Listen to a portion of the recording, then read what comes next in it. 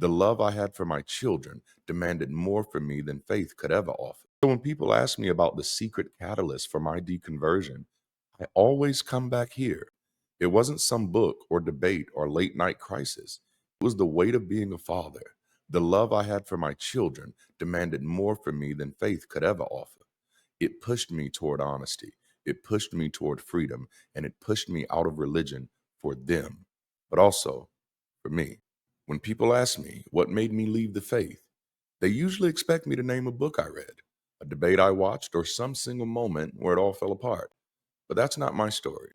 My deconversion wasn't sparked by one dramatic revelation. It wasn't a lightning strike.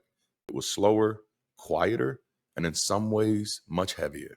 The secret catalyst for me was fatherhood. Becoming a parent magnified every crack in the foundation of my theology.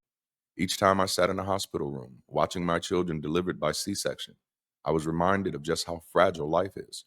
Those moments didn't feel like divine providence. They felt like survival, depending on human knowledge and human hands.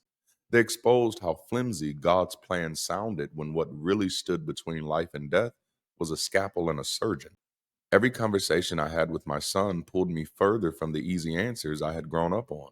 His questions tested the integrity of my beliefs, and in his eyes, I could see what I always wanted as a child: someone to take me seriously, to be honest with me, to let me wrestle with the hard questions instead of silencing me with faith. If I wanted that for him, I had to live it for myself. Every reflection on purpose forced me to face a choice. I could raise my kids the way I was raised, telling them their futures were already written and that their lives were about fulfilling someone else's plan. Or I could parent with intention, showing them that meaning isn't handed down from the sky. It's built through the choices we make, the love we give, and the honesty we practice.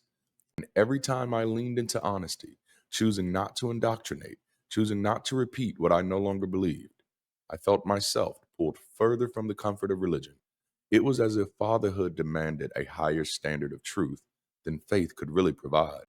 In the end, my children didn't just make me a parent, they made me a seeker of truth. They made me a challenger of old assumptions.